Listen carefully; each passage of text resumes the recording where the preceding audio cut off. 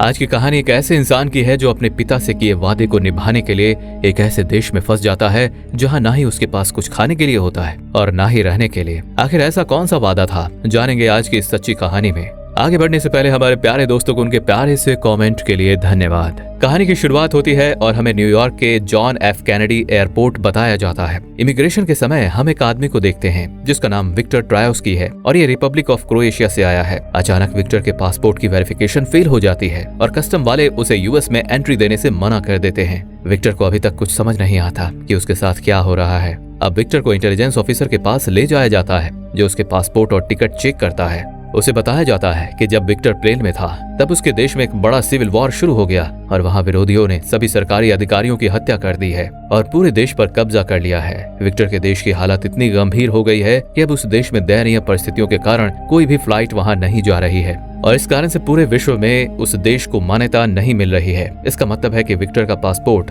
अब अमान्य हो गया है और उसकी सभी फ्लाइट्स भी रद्द हो गई है। अब विक्टर ना तो अपनी सरकार का नागरिक रह गया है और ना ही वो यूएस में जा सकता है क्योंकि उसका कोई देश नहीं बचा है। विक्टर इस स्थिति को समझ नहीं पा रहा है और इंटेलिजेंस टीम उसे समझाने की कोशिश करती है, लेकिन कोई फायदा नहीं क्योंकि विक्टर को इस देश की भाषा नहीं आती। जिसके बाद एयरपोर्ट पर विक्टर को कुछ वाउचर और पीने का पानी दिया जाता है। उसे बताया जाता है कि जब तक उसके देश की स्थिति ठीक नहीं हो जाती वो ना तो वहां वापस जा सकता है और ना ही यूएस जा सकता है। एयरपोर्ट के लॉज में रहते हुए विक्टर को टीवी से अपने देश की खराब हालत के बारे में पता चलता है जिससे वो बहुत घबरा जाता है। उसे अपने परिवार की चिंता होने लगती है और वो वाउचर की मदद से घर पर फोन लगाने की कोशिश करता है, लेकिन वाउचर इंग्लिश में होने के कारण वो फोन नहीं कर पाता। विक्टर अब यहाँ बहुत ही ज्यादा परेशान हो जाता है क्योंकि इस वक्त शहर में किसी के पास इतना समय नहीं होता कि वो विक्टर की मदद कर सके। अब वो वहाँ काफी देर तक बैठा रहता है, लेकिन इससे उसकी मुश्किलें और भी बढ़ती जाती हैं। विक्टर की हालत हर गुजरते पल के साथ और बिगड़ती जा रही थी। रात होते होते नींद पूरी ना होने और एयरपोर्ट पर आराम की जगह ना मिलने के कारण वो मजबूरी में कुछ पुराने कुशन से खुद ही एक बेड बना लेता है और एयरपोर्ट के अंदर अपनी पहली रात गुजारता है। विक्टर की हालत बिगड़ती जा रही थी और एयरपोर्ट के ऑफिसर की चिंता भी बढ़ती जा रही थी। फ्रैंक विक्टर को देखता है। उस अजनबी की आंखों में थकी हुई मायूसी साफ नजर आ रही थी। फ्रैंक को समझ नहीं आ रहा था कि इस विक्टर का क्या किया जाए। एयरपोर्ट का यह ठिकाना विक्टर का घर नहीं बन सकता था। आखिर उसे इस स्थिति का कोई हल ढूंढना ही था। फ्रैंक अपने सीनियर से बात करने का फैसला करता है उस उम्मीद में कि शायद उसे कोई रास्ता मिल जाए। और जब वो इस मामले के बारे में अपने सीनियर को बताता है तो फ्रैंक को पता चलता है कि जल्द ही उसकी प्रमोशन होने वाली है और उसे बॉस की जिम्मेदारी मिलने वाली है। ये सुनकर फ्रैंक के अंदर एक अजीब सी बेचैनी होने लगती है क्योंकि अगर फ्रैंक विक्टर को यहाँ से निकालने का कोई रास्ता निकाल ले तो ये उसके करियर के लिए एक बड़ा कदम साबित हो सकता है। यही सोचते हुए उसने एक योजना बनाई। वो जानता था कि ये आसान नहीं होगा, लेकिन अब उसकी नजरें सिर्फ एक ही चीज पर थी, प्रमोशन और विक्टर से छुटकारा। विक्टर की तकलीफें भले ही उसकी अपनी थी, लेकिन अब फ्रैंक के लिए वो सिर्फ एक परेशानी बन चुकी थी और इस परेशानी को हटाने के लिए वो किसी भी हद तक जाने के लिए तैयार था। अगले दिन विक्टर बड़ी ही उम्मीद के साथ कस्टम ऑफिस में पहुंचता है। उसकी आंखों में एक बार फिर से यूएस में एंट्री पाने की आस होती है, लेकिन किस्मत ने फिर से उसे मायूस कर दिया। उसकी एंट्री को वहां रिजेक्ट कर दिया जाता है। विक्टर हताशा में डूबा हुआ था और अब इसके बाद फ्रैंक उसे अपने ऑफिस बुलाता है। फ्रैंक विक्टर को बताता है कि एक रास्ता है, एक इलीगल तरीका है जिससे वो अमेरिका में कदम रख सकता है, लेकिन यह आसान नहीं था। फ्रैंक ने उसे बताया कि अगर वो इस रास्ते पर चलना चाहता है तो उसे रात के करीब 12 बजे एयरपोर्ट से भागना होगा। इसके बाद विक्टर जहां चाहे जा सकता है। एक जोखिम भरा फैसला था। फ्रैंक उसे बताता है कि तुम्हें 15 मिनट के लिए कोई रोकेगा नहीं, लेकिन विक्टर के पास अब ज्यादा विकल्प नहीं बचे थे। फ्रैंक की चाल इससे कहीं ज्यादा खतरनाक थी। उसने विक्टर को ये नहीं बताया कि अगर वो एयरपोर्ट से बाहर कदम रखेगा तो तुरंत पुलिस उसे पकड़ लेगी इलीगल एंट्री के आरोप में। विक्टर इस सच्चाई से अनजान था। फ्रैंक को इससे कोई फर्क नहीं पड़ता कि विक्टर के साथ क्या होगा, उसे बस इससे छुटकारा चाहिए। विक्टर को भी कुछ समझ नहीं आता, इसलिए वो भी फ्रैंक की बात मान लेता है। और अब जैसे ही विक्टर एयरपोर्ट की गेट की ओर बढ़ता है उसके मन में एक उम्मीद जागी कि शायद ये उसकी आजादी का रास्ता है और अब वो आजाद होने वाला है। लेकिन तभी उसकी नजर ऊपर लगे कैमरे पर पड़ती है। वो देखता है कि कैमरा उसको ट्रैक कर रहा है और उसे उस पल एक अजीब सी बेचैनी होती है और विक्टर समझ जाता है कि कुछ न कुछ गड़बड़ है। उसने अपने फैसले पर दोबारा सोचा और तुरंत पलटकर वापस एयरपोर्ट के अंदर लौट जाता है। विक्टर को अब कुछ समझ नहीं आता कि वो इस अनजान देश में किस पर भरोसा करे। तभी उसे एक एयर होस्टेस दिखती है जो फर्श पर गिर जाती है। विक्टर उसकी मदद करने के लिए आगे बढ़ता है और उससे कुछ बात करता है। उसके पहले ही उसका बॉयफ्रेंड वहां आ जाता है और वो चली जाती है। विक्टर अब बहुत परेशान होता है क्योंकि ना ही उसके पास कुछ खाने के लिए है और ना ही वो यहाँ से बाहर जा सकता है। तभी उसकी नजर एक लड़की पर पड़ती है जो एक ट्रॉली को उसी जगह पर रख रही थी और ऐसा करने के बाद उसे कुछ पैसे भी मिलते हैं। विक्टर ये देखकर खुश हो जाता है क्योंकि अब उसे अपनी भूख मिटाने का तरीका मिल गया था। और अब विक्टर ट्रॉलियों को इकट्ठा करना शुरू कर देता है और कुछ समय तक ऐसे ही अपना गुजारा करता है। विक्टर रोज कस्टम ऑफिस भी जाता है इस उम्मीद में कि वो अपने घर जा सके, लेकिन हर बार उसे रिजेक्ट कर दिया जाता है। जिसके बाद एक दिन फ्रैंक विक्टर की इस ट्रॉली जमा करके पैसे कमाने के तरीके से गुस्सा हो जाता है, क्योंकि उसे पता है कि अगर ऐसा ही चलता रहा तो विक्टर यहाँ से बाहर नहीं जाएगा और फ्रैंक की परेशानी ऐसे ही बढ़ती रहेगी। इसलिए वो एयरपोर्ट पर एक भर्ती निकालता है जिसमें सिर्फ एक आदमी ट्रॉली ही जमाएगा। और अब विक्टर के लिए परेशानी और बढ़ जाती है, क्योंकि अब वो ट्रॉली जमा करके पैसे नहीं कमा सकता। कस्टम ऑफिसर के पास रोज रोज जाने के कारण विक्टर की उससे दोस्ती हो जाती है और ये बात एनरिक नाम के बंदे को समझ आ जाती है। एनरिक किस जगह पर वर्कर है वो विक्टर से मिलता है और उसे उस ऑफिसर के बारे में पूछता है जिसके पास विक्टर रोज जाता है। एनरिक उस ऑफिसर से मन ही मन प्यार करता था, इसलिए वो विक्टर को मना लेता है कि वो उस ऑफिसर की पसंद नापसंद उसे बताएगा और इसके बदले वो विक्टर को पेट भर खाना देगा। और अब विक्टर रोज उस ऑफिसर के पास जाता है और एनरिक को उसकी सारी बातें बताता रहता है। लेकिन एक दिन जब विक्टर और एनरिक बात कर रहे थे तभी विक्टर को फ्रैंक के ऑफिस बुलाया जाता है। फ्रैंक उसे बताता है कि हम तुम्हें यूएस में एंट्री दे सकते हैं, बस तुम्हें एक स्टेटमेंट देना है कि तुम्हें तुम्हारे देश से खतरा है और तुम्हें अमेरिका में शरण चाहिए। लेकिन विक्टर इसके लिए साफ मना कर देता है, क्योंकि उसे अपने परिवार से वापस मिलना था। अब वो जा ही रहा होता है कि तभी उसे एयर होस्टेस यानी अमेलिया मिलती है। ये अपने बॉयफ्रेंड को धोखा देने के कारण दुखी थी।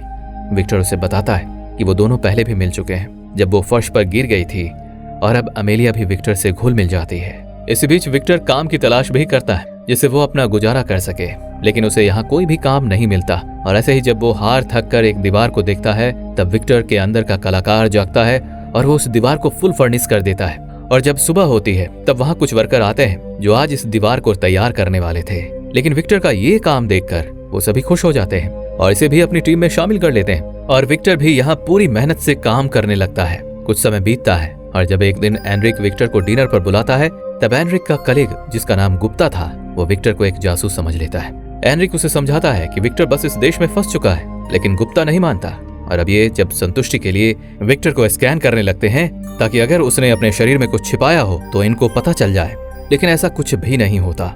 और अब ये सभी विक्टर पर भरोसा करने लगते हैं। अब ऐसे ही एक दिन एयरपोर्ट पर एक आदमी कुछ दवाइयों के साथ पकड़ा जाता है। ऑफिसर इसे दवाइयां ले जाने से मना कर देते हैं, जिससे वो काबू के बाहर हो जाता है। वो दवाइयां यहाँ से बाहर नहीं ले जा सकता, क्योंकि इसके लिए उसे मेडिकल सर्टिफिकेट्स देने होंगे जो उसके पास है ही नहीं। और अब ऑफिसर फ्रैंक वहाँ आता है। वो उस आदमी की भाषा नहीं जानता, जिससे और भी मुसीबत बढ़ जाती है। और अब इनको किसी तरह पता चलता है कि ये जिस देश की भाषा बोल रहा है उसके पास विक्टर का भी देश है, और हो सकता है कि विक्टर इसकी भाषा जानता हो। इसके बाद विक्टर को यहाँ बुलाया जाता है। विक्टर इस व्यक्ति की भाषा अच्छे से जानता है और बातचीत के दौरान उसे पता चलता है कि ये व्यक्ति दवाइयां अपने पिता के लिए ले जा रहा है। और जब ये बात फ्रैंक को पता चलती है तब वो उस व्यक्ति को पकड़ लेता है और उसे दवाइयों के बिना ही जाने को कहता है। विक्टर ये सब देखकर थोड़ा सोचता है और फ्रैंक को कहता है कि दरअसल मुझसे भूल हो गई है। वो व्यक्ति ये दवाइयां अपने पिता के लिए नहीं बल्कि अपनी बकरी के लिए ले जा रहा है। विक्टर जब रोज इमिग्रेशन फॉर्म भरता था तब उसे कुछ नियम याद हो गए थे, और उसमें से ये भी एक नियम था कि जानवरों की दवाइयों पर मेडिकल सर्टिफिकेट्स नहीं लगते। और अब फ्रैंक को मजबूरन उस व्यक्ति को दवाइयों के साथ छोड़ना पड़ता है। और इस घटना के बाद गुप्ता पूरे एयरपोर्ट पर विक्टर के नाम के झंडे गड़वा देता है। वो सबको बताता है कि कैसे विक्टर ने एक मजबूर व्यक्ति की मदद की, और इससे विक्टर को उस पूरी जगह पर लोग जानने लग जाते हैं। इधर फ्रैंक विक्टर की इस हरकत से बहुत निराश होता है और वो उसे अपने ऑफिस में बुलाता है। फ्रैंक पूछता है कि तुम इस देश में क्यों आए हो। विक्टर फ्रैंक को बताता है कि वो एक वादा पूरा करने आया है, और जब तक वो वादा पूरा नहीं होता तब तक वो इस देश से नहीं जाएगा। अब विक्टर अमेलिया को इम्प्रेस करने की सोचता है, क्योंकि वो भी उससे कहीं ना कहीं प्यार कर बैठा था, इसलिए वो अपने साथियों की मदद लेता है। अमेलिया भी विक्टर के साथ समय गुजारकर बहुत खुश होती है, क्योंकि वो भी अपने जीवन में अकेली पड़ गई थी। विक्टर अमेलिया से पूछता है कि वो अब कब मिलेंगे। वो बताती है कि ठीक 13 दिन बाद उसकी अगली फ्लाइट यहाँ आएगी और तभी उससे मिल पाएगी। विक्टर उसे बताता है कि जब वो यहाँ आएगी तब उसे कुछ बेहतरीन देखने को मिलेगा, और विक्टर अपने सरप्राइज को तैयार करने में लग जाता है। अब एक दिन वो ऑफिसर विक्टर से पूछ ही लेती है कि आखिर कौन है जो तुमसे मेरे बारे में जानकारी निकलवा रहा है, लेकिन विक्टर एनरिक के बारे में नहीं बताता। तभी एनरिक विक्टर के पास आता है और उसे एक रिंग देकर कहता है कि तुम्हें ये उस ऑफिसर को देनी होगी और उसे कहना होगा कि मैं उसका कैफे में इंतजार करूंगा। और अब विक्टर भी ऐसा ही करता है। ऑफिसर एनरिक से मिलती है और उसका प्रपोजल एक्सेप्ट कर लेती है, और ये दोनों वहीं शादी भी कर लेते हैं। और अब विक्टर एमेलिया के आने का इंतजार करने लगता है। जब एमेलिया आती है तब उसे सीधे फ्रैंक के ऑफिस में बुला लिया जाता है। फ्रैंक उससे बताता है कि विक्टर बहुत ही बड़ा झूठा है, वो तुमसे हर बात छिपा रहा है कि वो कौन है, कहाँ रहता है। ये सब कुछ दरअसल एमेलिया को विक्टर के बारे में कुछ नहीं पता होता। फ्रैंक उसे कहता है कि विक्टर के पास टीन का कैन है जो वो हमेशा अपने पास रखता है, हो सकता है उसमें कुछ राज हो। लेकिन अमेलिया फ्रैंक की बातों को बीच में ही छोड़कर विक्टर के पास जाती है और उस पर बहुत गुस्सा होती है। लेकिन विक्टर पहले सब कुछ भुलाकर उसे वो 1000 फाउंटेन्स बताता है जो उसने बड़ी ही मेहनत से बनाया था। विक्टर के मन में एमेलिया के लिए सच्ची फीलिंग होती है, इसलिए विक्टर उसे समझाने की कोशिश करता है कि वो यहाँ फंस चुका है और जब तक उसके देश में लड़ाई बंद नहीं हो जाती तब तक वो यहाँ से नहीं जा सकता।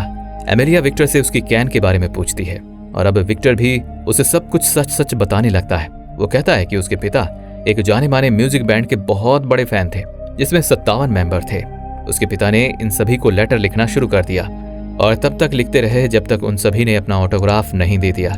मेरे पिता को 56 लोगों के ऑटोग्राफ मिल चुके थे, लेकिन इसमें से एक सदस्य के ऑटोग्राफ नहीं ले पाए थे क्योंकि इससे पहले ही उनकी मृत्यु हो गई और अब उनकी आखिरी इच्छा को पूरा करने के लिए मैं न्यूयॉर्क आया हूँ। अमेलिया कहती है कि तुम इतना परेशान क्यों हो रहे हो। तब इस पर विक्टर कहता है कि अगर मेरे पिता मेरी जगह पर होते तो शायद वो भी ऐसा ही करते। और ये सुनकर अमेलिया इमोशनल हो जाती है। अगले दिन हमें पता चलता है कि विक्टर के देश की जंग भी अब खत्म हो चुकी है, जिससे विक्टर और उनके दोस्त जश्न मनाने लगते हैं। तभी वहाँ एमेलिया आती है और विक्टर का एक दिन का वीजा अरेंज करवा देती है। दरअसल ये वीजा एमेलिया के बॉयफ्रेंड ने ही अरेंज करवाया था, इसलिए अब वो विक्टर के साथ नहीं जा सकती। और विक्टर भी ज्यादा दुखी नहीं होता क्योंकि उसके लिए अपने पिता का वादा जरूरी था। और जब वो वीजा लेकर फ्रैंक के पास जाता है तब फ्रैंक उसका वीजा कैंसिल कर देता है और उसे वापस अपने देश लौटने के लिए कहता है, और अगर वो ऐसा नहीं करेगा तो उसके दोस्तों की नौकरी खतरे में आ जाएगी। जब ये बात विक्टर के दोस्तों को पता चलती है तब गुप्ता प्लेन के सामने आ जाता है और उनकी कई फ्लाइट्स को डिले करवा देता है। और अब फ्रैंक को भी विक्टर के आगे घुटने टेकने पड़ते हैं क्योंकि पूरा एयरपोर्ट स्टाफ विक्टर के साथ खड़ा था। विक्टर आखिरी बार एमेलिया को देखता है और अपनी प्यारी सी मुस्कान देकर वो उस म्यूजिक बैंड के आखिरी सदस्य चाइकोवस्की का ऑटोग्राफ लेता है और अपने पिता से किया वादा पूरा करता है। और इसी के साथ हमारी कहानी भी यहीं समाप्त होती है। मिलते हैं अगली एक और शानदार कहानी में, तब तक के लिए धन्यवाद।